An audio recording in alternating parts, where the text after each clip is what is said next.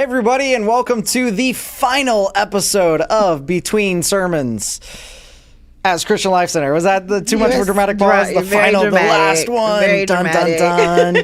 I'm here for it. So if you are new, my name is Brent. Welcome to Between Sermons, where we're continuing our conversation from Sundays. Think of this as like your glimpse into a small group discussion about the sermon from Sunday.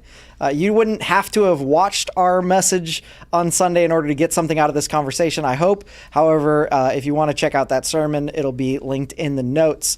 But this is our last episode as Christian Life Center. But don't worry, we'll be right back here, same time, same place next week. It'll just be a Disciples Church podcast because we are in process of changing the name of our ministry after almost 35 years from Christian Life Center to Disciples Church. And we're excited about that. And so in order to have this conversation, I am joined, as always, by the one and only Taisha Beasley. Yes, and I'm happy to be here, and I'm excited to have another female, my sister, on the show with me. we have to link arms. We have to. I watched the podcast, and I'm always like, why are you doing that attacking to my me? girl? Thank you. Like, my girl needs help. Needs friends. Thank you.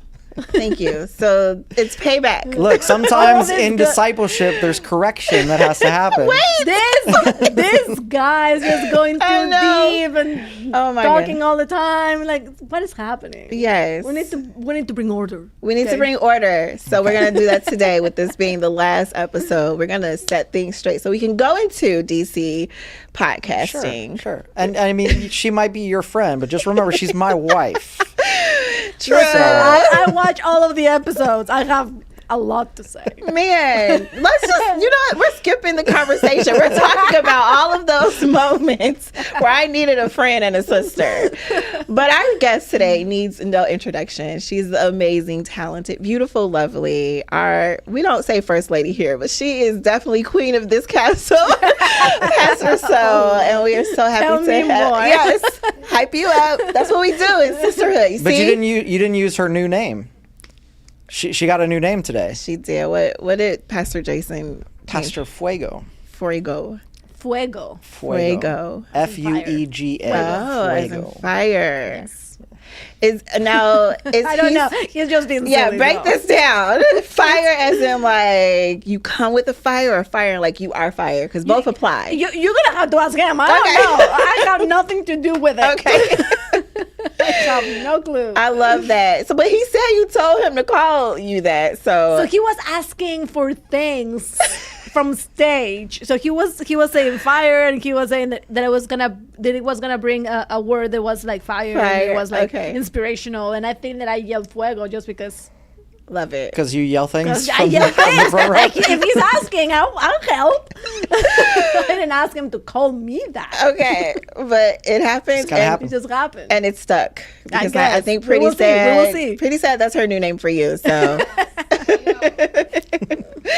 So we are excited to have you on the show, and just not really in the conversation, but this is really actually starting the conversation about discipleship. Like, I know we did Be1 last week, and we did Make One this week. And the two, first of all, who came up with that tagline, Be1, Make One? Was was you behind the brains behind it, or? I don't know how fully it came to be. Like, I think that we were just talking about it. Stole it. Oh my gosh. Okay, so scratch. We saw it. 100%. We saw it, but it was not like a tagline from like a church or anything like that. Right. It was like somebody's I don't know. It was like a random image that we saw that just said "Be1, Make One," and I was like, "That's it." Okay. Yeah. Well, that works. Yeah. Not original, but it works. Oh yeah. So one of now our it's trademarked. no, one of our overseers. We stole it and we own it. This is what we do in America. One of our overseers, like Tim Rose will say, "Steal and make better."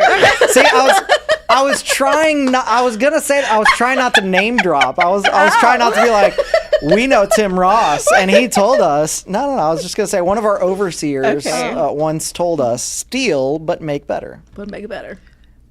That is top tier advice. Yeah. That makes sense. I don't know if it matches the 10 Commandments, but you know. steal but make better. Okay. So I don't know. I don't know. We borrowed. We and borrowed improved, and we improved. and applied. That sounds very. There's We did nothing new something. under the sun, people. Listen, we got all the scriptures We to have back all the up. scriptures. But be one, make one. I think it is such a fitting, title, subtitle for what it means to be a disciple. Like discipleship is all about being one and making one. Yeah. I guess technically you're supposed to make more than one, but Yeah. be one, make one sounds better than be one, make a bunch. Make a bunch. Is there a number we should all strive for when making disciples? I think what we should be striving for is one more. Okay. That's kind of my heart is there's one more. So I don't know if you've made 10, make one more. You've made 10,000, make one more. You've made 0, make one more. Like it's just always one more. Should you make multiple at the same time? I have a lot of questions. Like, Sure, how why do we do this? Absolutely. I think that everything depends on your life, Yeah.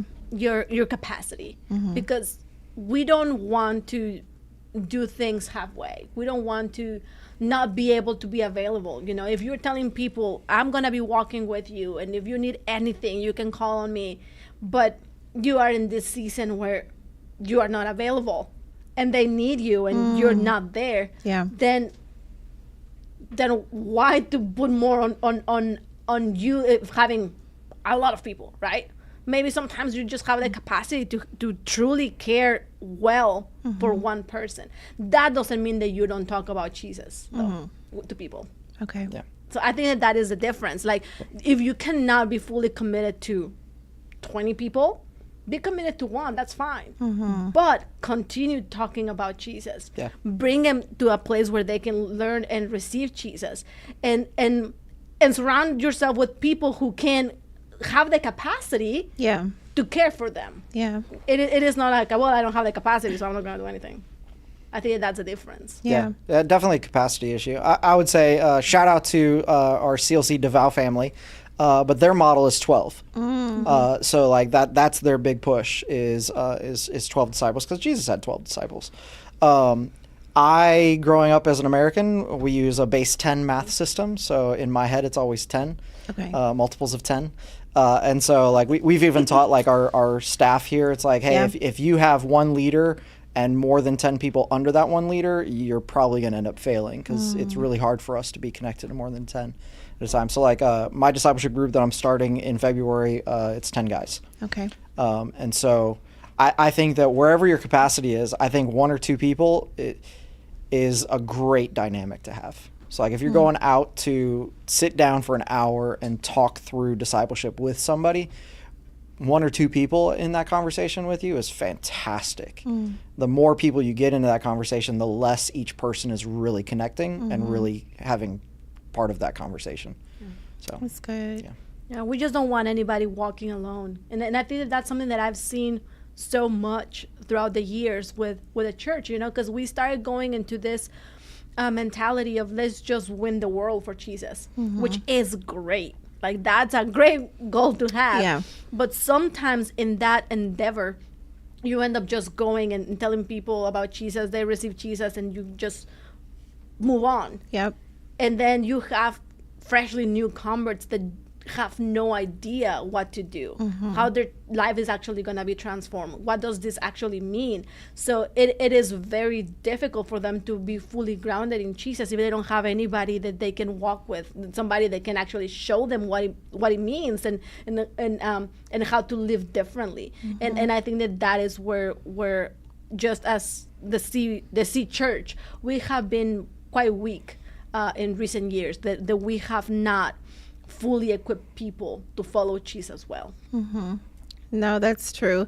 I like just to go back, do a little summary of your message, Make One, which is a continuation of last week, which was Be One. And so this week we're talking about how you duplicate what you've learned as a disciple. And so I liked in your sermon how you talked about like you did the game Simon Said. And you was like, you had us like touch our nose and all the fun. Give me a show, people. Give me a game show, and I will stop doing this at church. Well, you can come in and hang out with me on this show anytime. But I love how you stated, like, you had us do different prompts, touch our head and all this other stuff. But you said, how much more do we need to follow the voice of God? Yeah. And I feel like in being a disciple, it's also about knowing God and knowing his word. So why is the Be One, Make One? Because I guess it is the foundation of discipleship, but why is it so important to teach it to our congregation as we go into this new stage of Disciples Church? I can jump in.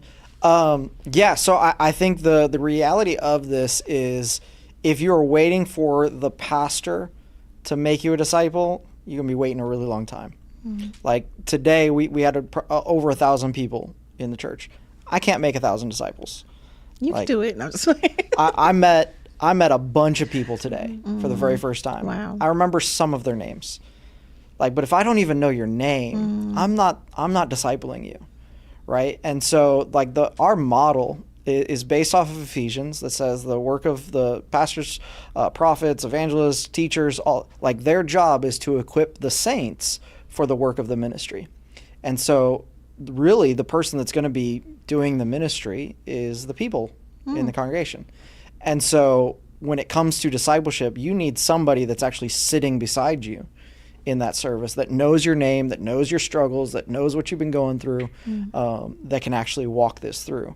And so if this is just something that the pastors and the staff and the elders are like, yeah, we're making disciples, we're going to be very limited in the number of disciples we can actually make, and how well we can make them. And the thing is that you can inspire and you can challenge and you can teach the word of God, from stage, but that doesn't replace the one-on-one component of discipleship. It is necessary.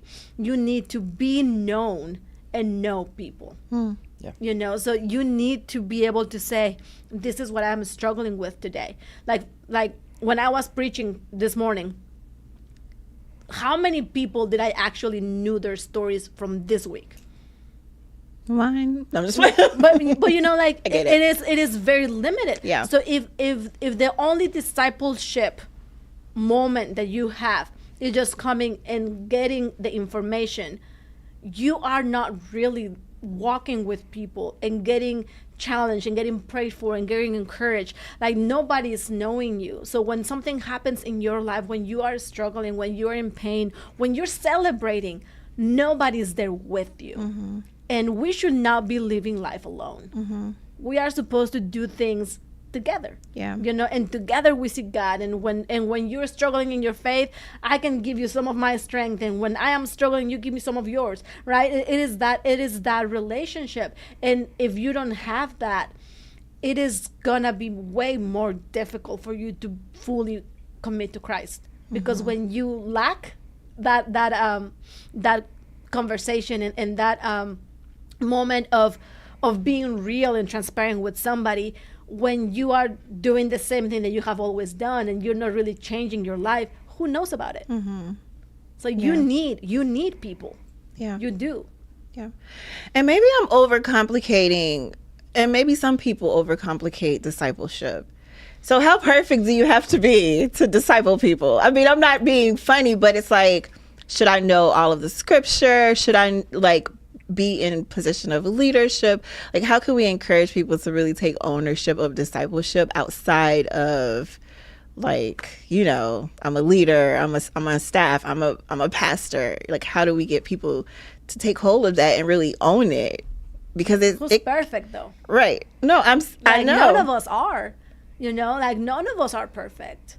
So if you're waiting to be perfect, then you wait until you see Jesus, because on this side of eternity, we are never gonna be perfect, ever. So can you have is there a list of struggles you should not have when you start discipling people? Honestly, I don't have a list. Okay. I would say that there's probably some people that have maybe some very strong sin issues in their life that in that season, you probably should really be focusing on being discipled more than discipling somebody else. Yeah. However, like we've talked about a couple, I think 2 weeks in a row now, we've used the whole 1 week ahead. Yes. And I think that there's an element of staying 1 week ahead that I think is vital in all of this. And so, I think that you can know that there's a sin that you're struggling with and still be doing your best to disciple someone else. But you just have to be very careful in those moments to not be leading them into the same sin that you're in. And so that would be my... Or to not fake it, I think that can be very easy to just go into the, oh no, like I am great, I am doing fantastic, I love Jesus, but you're secretly still doing what you always wanted to do, I think that the most important thing is you are striving to be more like Jesus. Yeah. You are truly committing yourself to follow everything that the scriptures say. And if we are all honest, there's a lot of times where we all fall short from that because we are not perfect. We are still people. Like even just yesterday we were talking, me and Brent, and I was just feeling all kinds of anxiety and just a lot of stuff, and my husband was like, okay, so have you done this and have you done that, are you praying? And I'm like, and I literally told him, like, I don't want to pray again, like I just want this to be over, right? Oh my God. So yeah, like we all still have moments of like, this is hard, but are you still gonna push to say, but no matter how I feel, I'm still gonna look at God, and no matter how I feel, I'm still gonna go and pray and listen to worship music because I need Jesus right now, right? So I think that as long as your heart truly is to look at God, to follow Him truly, to do it when it hurts, to know that you are trying to say no to yourself or to the things that are happening in your life. Yet you're saying, God, it is not about what I want, it's about what you have commanded us to do. So I'm gonna do my best. I think that is when you're in a better position to tell other people, I know, man, like it's hard, but we can do it. I think that is when you have that resolve to say, I am going to do what God called me to do, and no matter what happens, we're in this together. And I think that's when discipleship can be happening, because then you can see it in yourself and you can see it in other people, and you can say, we're gonna get there. And when you were talking about like knowing all of the scriptures and all this stuff, people need to be okay saying, I don't know. Yeah, absolutely. I think that people need to be okay saying, I have no idea how that works. I don't know what that verb means. Let's figure it out together. Let me go and ask my pastor. Let me go and ask my leader. Let me go and ask somebody that I trust, that I know that they know more about the Bible than I do.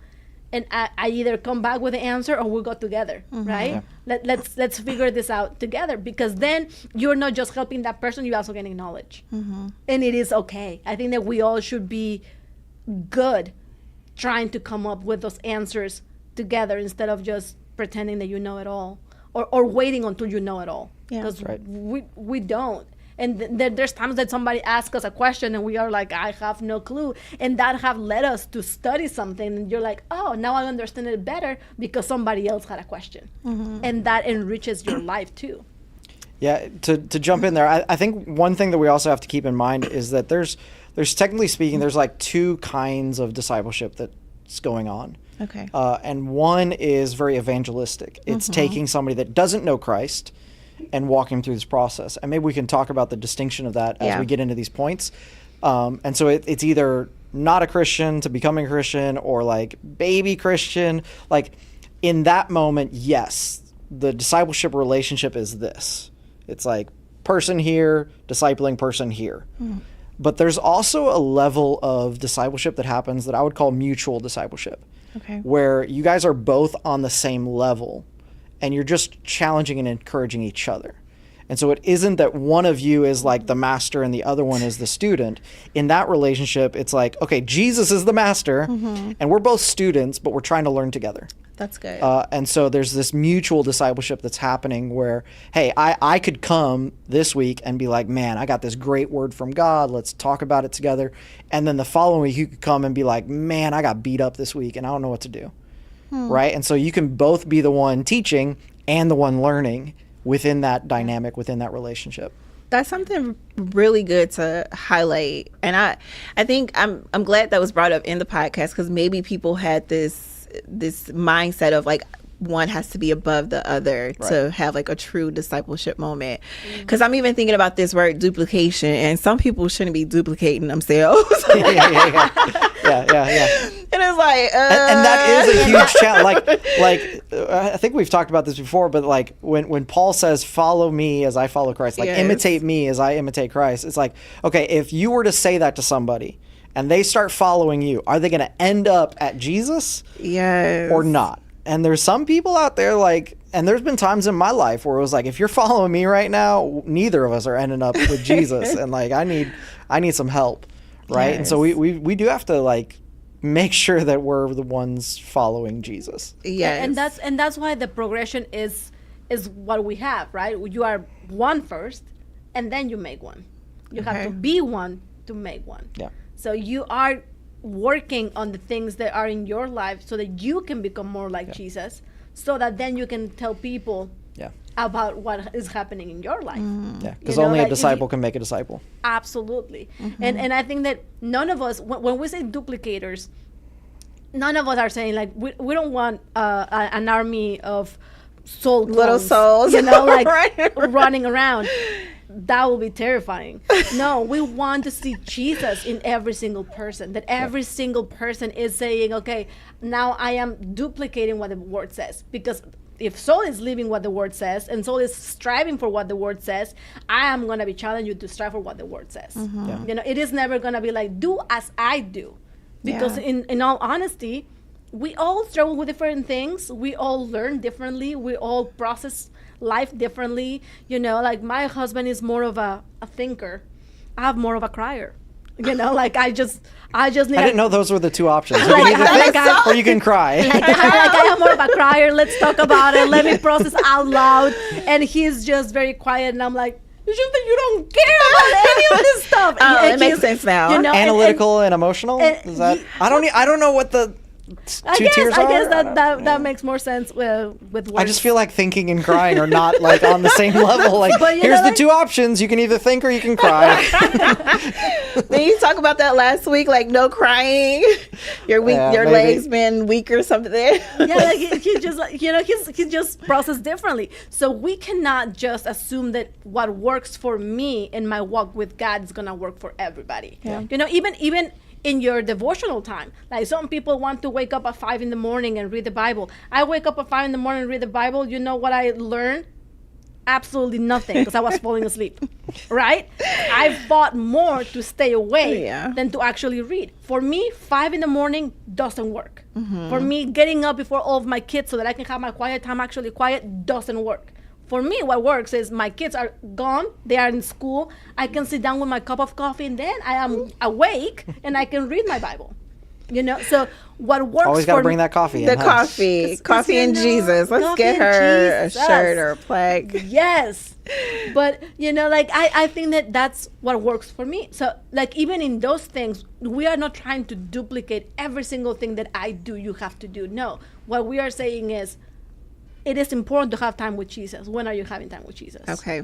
It is important to follow what the word says. How are you following what the word says? It is not necessarily A, B, C, do it exactly like me. Yeah. That's good clarification, because I already know out in these streets. People are like, come be like me. I got the most disciples over here. I'm racking up. It's going to be a whole bunch of little tiny shit. We're all going to sit on the front row and have our hair the same. I mean, they're all going to look amazing, but no. That is not it. Yeah, I'm glad. And something that I love is it's Paul resolved to just duplicate Jesus. Like the churches are fighting over, like, I am a disciple of this guy and I am a disciple of that guy, and he's like, what are y'all doing? He said, if you're gonna boast on anything, boast on Jesus. Like, stop the nonsense, right? So it is not about who has more disciples or who's killing it at the discipleship game. No, what we are trying to say is help people be more like Jesus. That's good. Like walk them through what it means to be saved and how their lives should reflect the fact that Jesus is living in them now. Yeah. Like that is the heart of discipleship. Yeah. It is not about me having my posse, Yeah. right? Like it is not that. It is not about who is more famous or who has the most fun in their group. You can do whatever you want, right? Like wherever. But that is not the important thing. Yeah. Are their lives being transformed? Yeah. Are they actually living differently? Yeah. Do they actually understand what the word is telling them to do? Yeah. Because that is what we are trying to duplicate. Yes. Yeah. I agree with that. It's good. I like it. That was a really good clarification.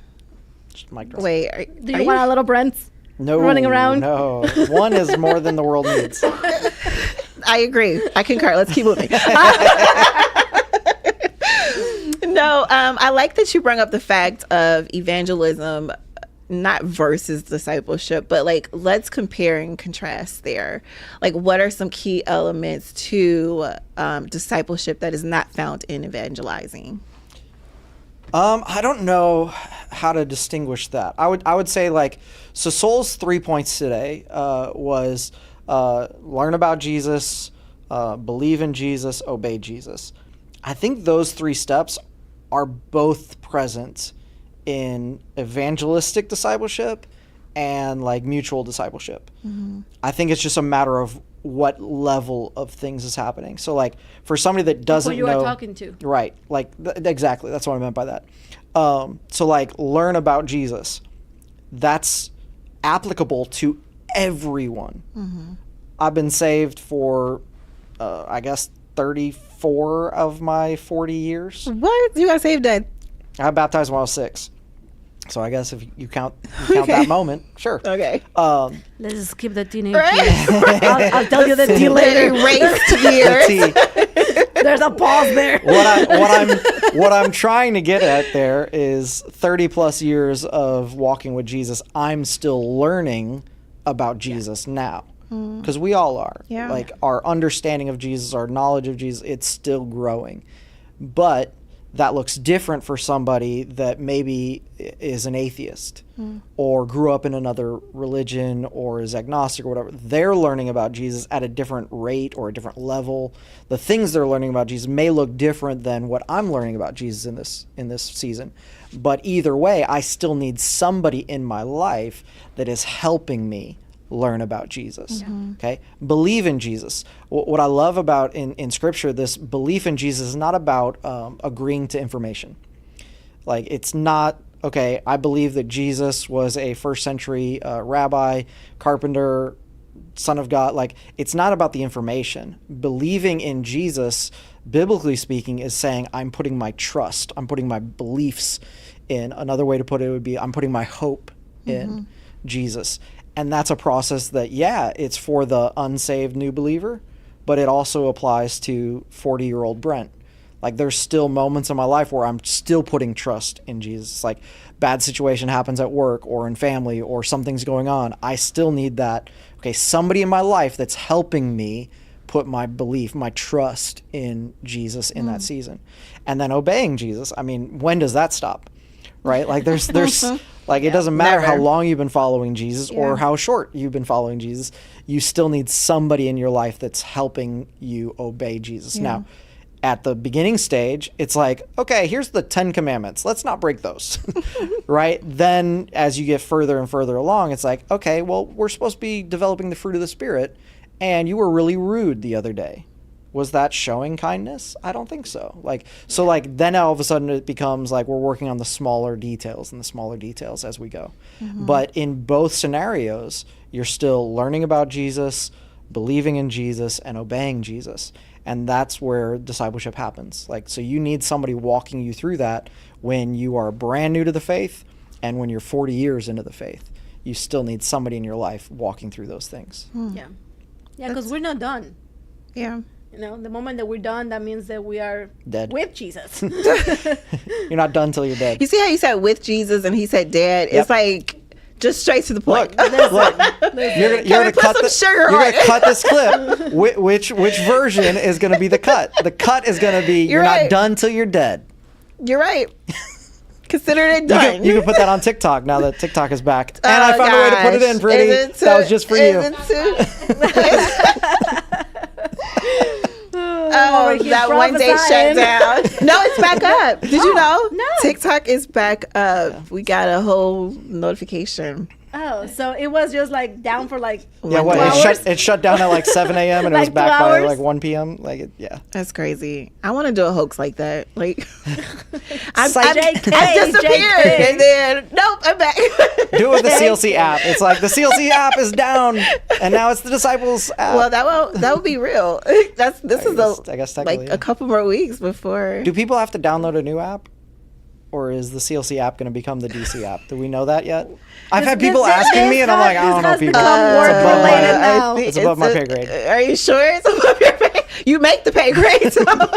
No, that's Carlton. Okay, so from my understanding, it's going to transition into the DC app for a time being, and then we will have a link to eventually download a new version. Okay.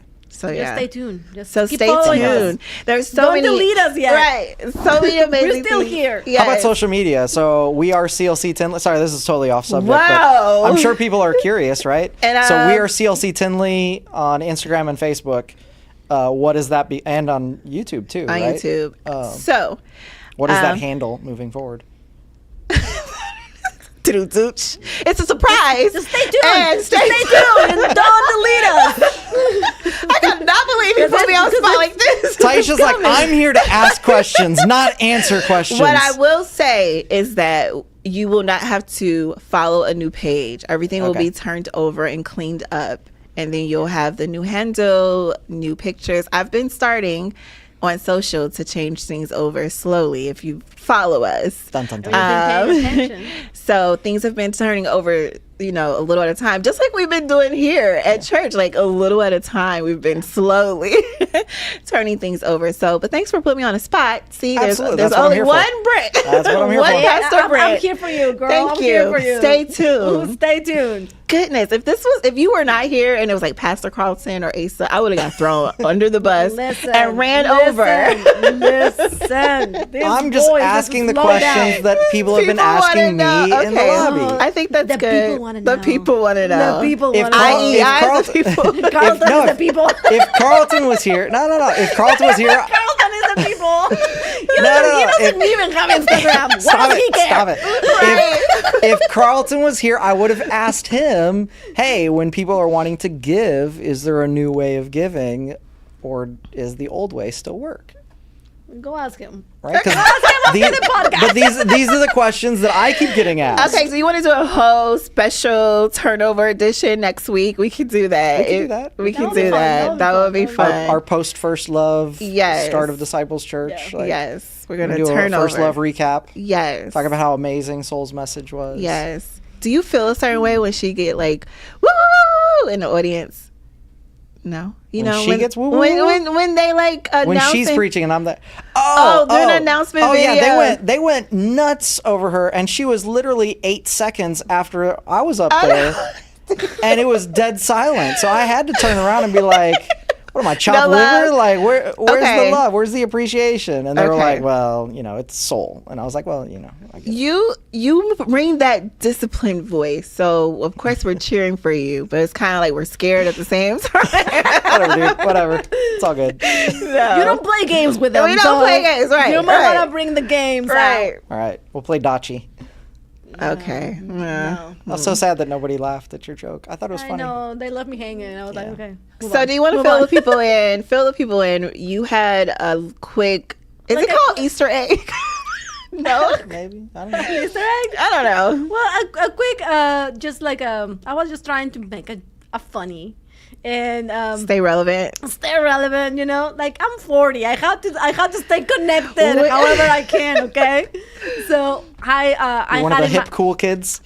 Yes, I had in my notes. Let's play a game, and let's play a little game. Let's play a little game, and my son was like, "Oh, like in Squid Game." And I started laughing, and I actually told him I should say, "But don't worry, everybody's gonna live alive," and he's like, "That's awful. Just say something like, but don't worry, there's no dachi. And I was like, oh, that's good. That's good. I would have caught the first one. And it was a Bennett joke. And I wrote it in, and he's not allowed to help me with my messages ever again because that did not land. Is it not? That did not work. It's all good. I think people were just judging the fact that the pastor was watching Squid Games. Maybe. Yeah. Are you talking about me? I wasn't judging her. No. Okay, let's go back to this. Yeah. Let's go back. Where did this conversation go? This always happens. I'm helping you out, see? Do you notice how she pointed at me when she said this always happens? She's like, this always happens. There's only one person there's always here. Always. It's not me. No, this is why we said we needed a co-host for the show, because if it's just me, we go all over the place. It makes sense. Yeah. It makes sense. So, bring us back. Speaking of accountability, we're going to stay in the middle. Okay. Did you watch The Forge like you said that you watched? Yes, I did watch The Forge, and I said I would watch it Friday night while Bennett was at soccer practice. And so this past Friday night while Bennett was at soccer practice, I sat in the little cafeteria area of the indoor soccer place. Okay. And I watched The Forge on my phone. Okay, so is this going to be a guy at the movies movie? No, it won't be. So no, but this is a great opportunity. So people recommend Christian movies for God at the Movies all the time. Yeah. But the whole point of God at the Movies is to help people find God when he isn't obvious. Oh. Right. So like the Christian movie, it's like, here's God. Yeah. Right. But like, can you find God in other things? And so godly things. Godly things in other things. And so like we used to call it biblical principles. Like there are biblical principles like all around us all the time. And so what we love to do is be able to take so we try and use like the Hollywood's biggest movies. So we do blockbusters and help them see all the shade, but we'll talk about that later. Biblical principles within that. A little bit of shade. So we don't ever do Christian movies. The closest we've ever come to doing a Christian movie is we did the biopic for C.S. Lewis. Okay. That was the closest we've ever come to just like a Christian movie. Okay. So did you like The Forge? I have mixed feelings. Oh, so we need to know. No shade implied. I think that when it comes to Christian movies, I think that it was maybe even a half step above the average Christian movie.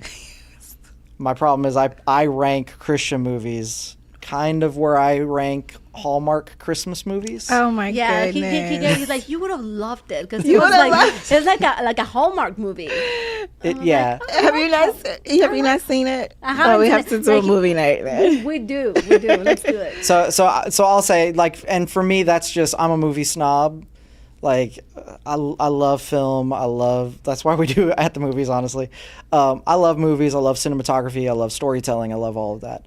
Christian producers, directors, writers have just still never been able to get to that like good cinematography level. Okay. So like it just the way scenes were framed, the way the lines, the dialogue. Who is looking at all of that? He does. No, I'm watching a movie. He does that framed? with everything. Everything. With everything. I would have never even thought to say this scene is framed all wrong. Yeah, but no, and like transitions. And Andy will back me up on this.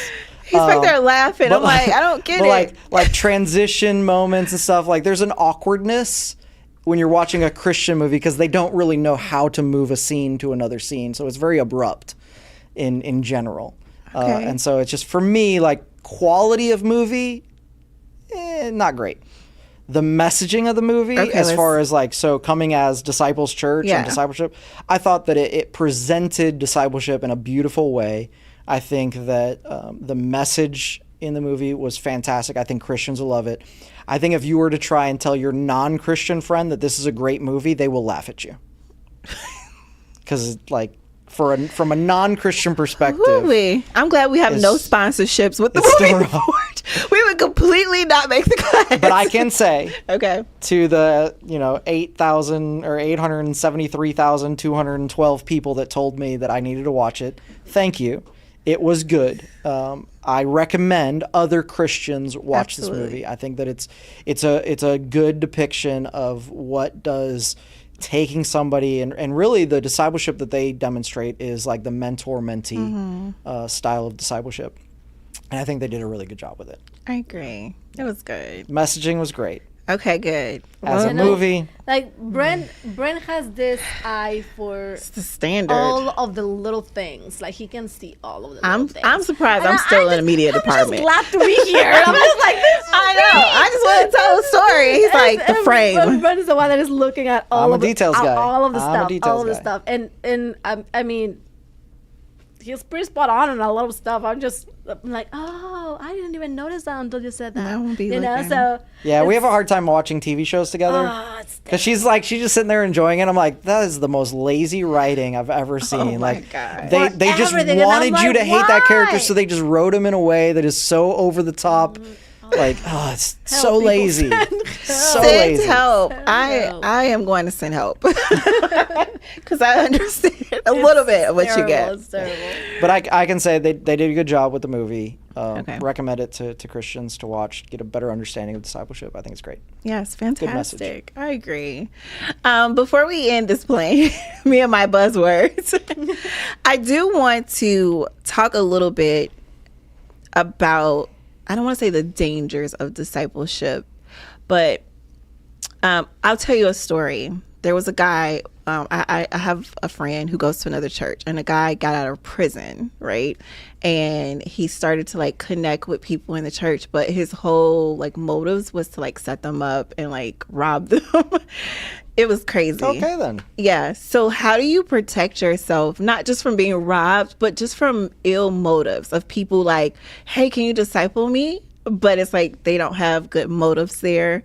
Like, I don't know. I just feel like it should be talked about, like how to, in this whole process, be led by God and look out for, even like as you're discipling people, how to like just, I don't know, look for red signs that are not necessarily biblical. Yeah, I think that you have, I mean, sadly, we are in a world that is, it's very crazy, you know, and you can have people that are interested in what you have to offer for their own gain and not because of anything else. So I think that you have to be prayerful.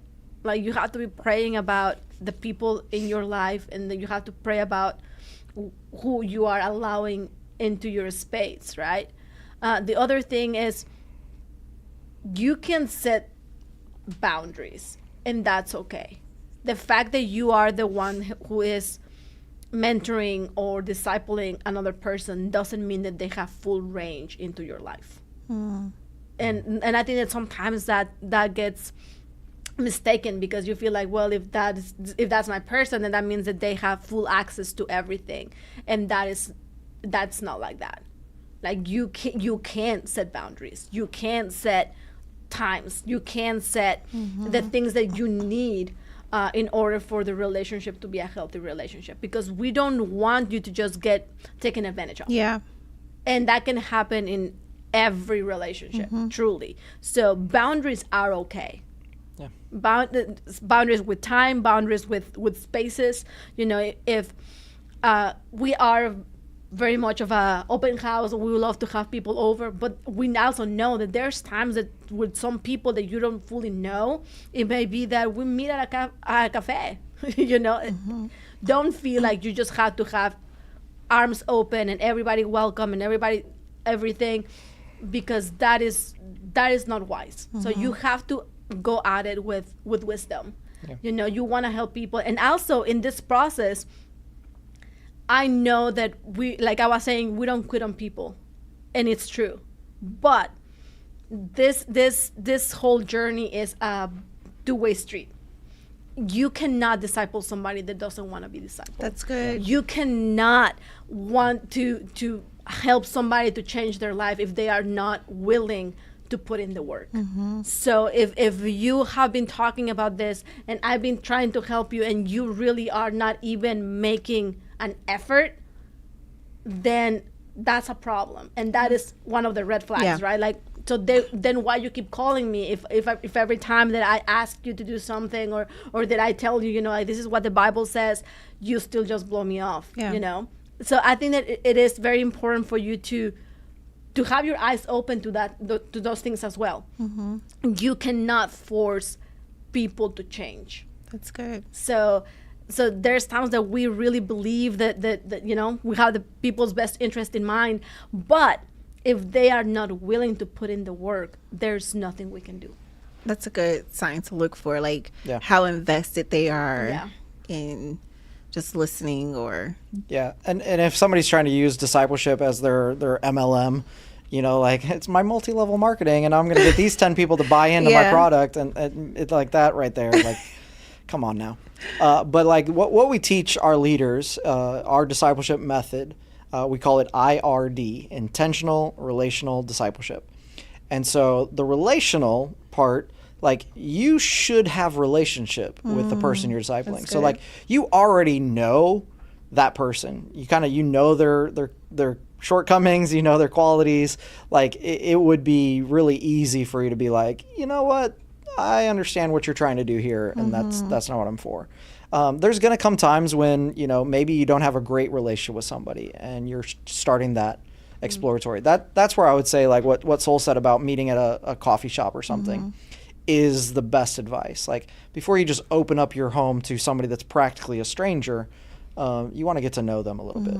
Now, is there a chance that somebody's going to try and take advantage of you? Absolutely. Like but that's possible with everything. Like somebody you work with might try and take advantage of you.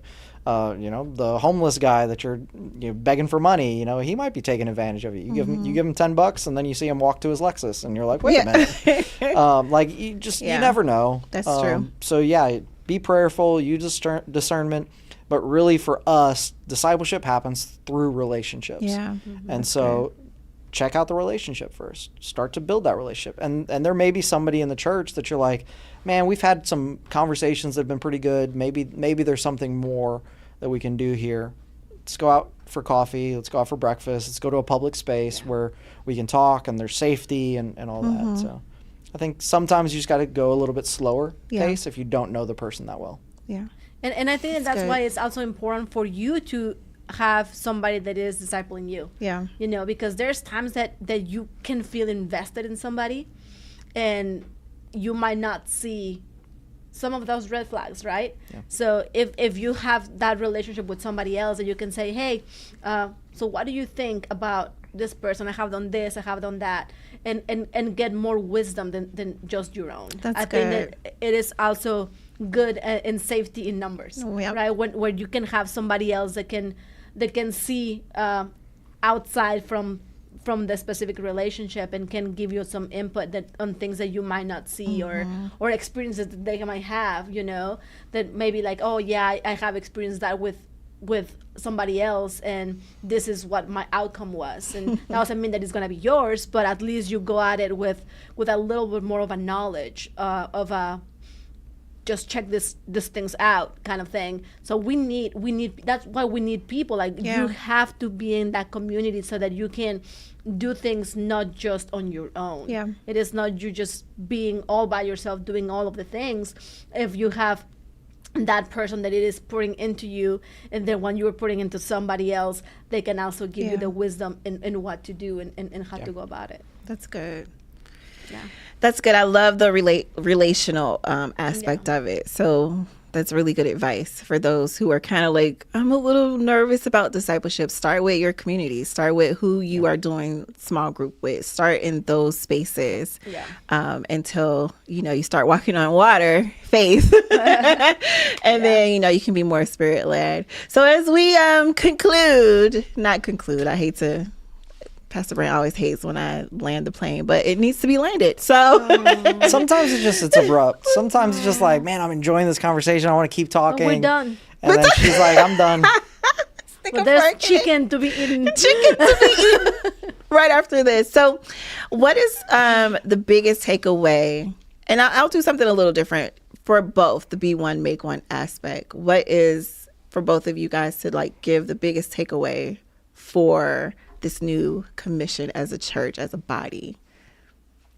I think that for me, it would be that we are not trying to create the super race of Christians, right? Like we are not trying to claim to be better than anybody else. We are not trying to say we are the But we real called ones. the series Better Than Christian. like we are better than every other people, and Yeah. you know, like our people are the real deal. Like the other churches don't have the real deal. No, I think that. it feels like like for me, the takeaway would be that it is not that we are better or more special, is that we have decided that the most important thing in our life is going to be Jesus, and we are going to strive to be more like him every day and actually do what he says that we need to do. And it is not going to be easy, and it is not going to be always happy and always just, you know, like that's exactly what I wanted to say no to today, right? It's going to be costly, but that we have decided that no matter how costly it is and how uncomfortable it gets, I'm still going to choose Jesus over wherever I want.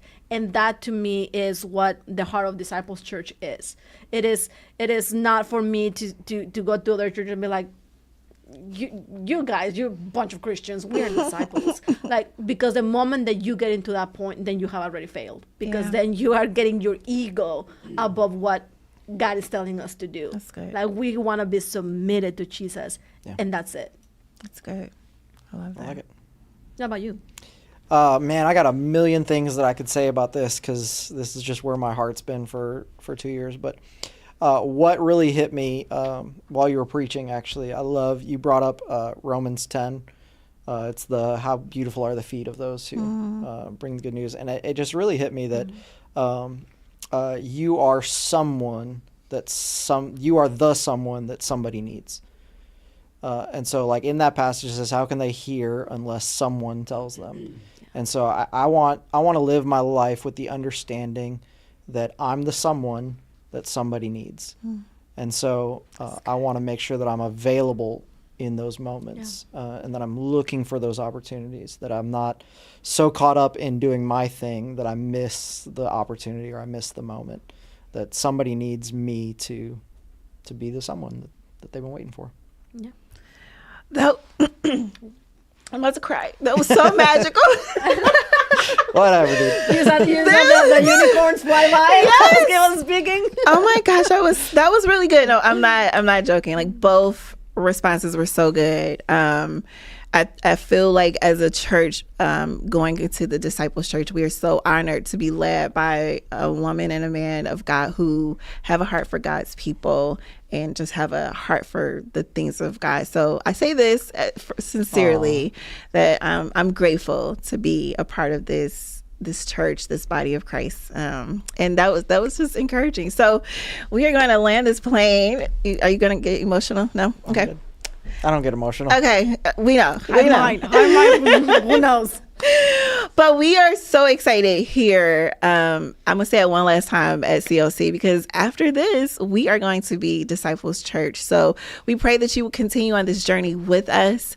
Share this. Take a look at the sermons. This whole month, we focused on the transition from CLC to Disciples Church. So take a look at those videos, look at the announcements, look at the sermons, and also watch the podcast and share it with your friends and family. We are on a journey here, and we are on a mission to be one and make one. So we are thanking you for joining us on this journey. And before you sign off, though, this weekend, dang it, it's a big weekend. It's a huge weekend. She First had Love Conference. already landed the plane. I was landing the plane. Hit the door again. Invite the people to First Invite Love. the people. How could I forget? This is actually my favorite weekend here at Disciples Church. We're just going to start saying Disciples Church. Let's go for it. My favorite weekend. We have First Love. We have amazing speakers. Where's my horn? Thank you. Amazing lineup, amazing worship, amazing dynamic speakers. We are going to be just in full go mode this weekend. Friday night starts 7 p.m. with William McDowell. Yes. It's going to be awesome. Saturday morning, we're going to have prayer at 9, and then service starts at 10 with the one and only Susana Fuego Soledad McQuay. Saturday night is Manny Arango. Yes. Really awesome dude. Sunday morning, and that's at 6 o'clock Saturday night. Sunday morning, 9 and 11 with the Gospel Ninja himself, Dan Leanne, Yes. who has become, I think, kind of like a big brother to our church over the last couple of years. Just an amazing guy. And then Sunday night, I'll close out the series and the conference and everything at 6 o'clock. And it's going to be a close to First Love, a close to CLC. Oh my goodness! But also a close to Better Than Christian. It's the message that like I held off on. Oh my goodness! Earlier in the series, so that we could do it Sunday night. So. Sound like it's gonna be fire. So you want to be here all 3 days, and we're dropping our DC merch. I'm so excited. It's gonna be so great. It's gonna be great. The energy is gonna be high. So make sure that you are in the building if you are in the Tinley Park, Chicagoland, or Indiana, or any surrounding areas. But also join us online. We have a whole amazing online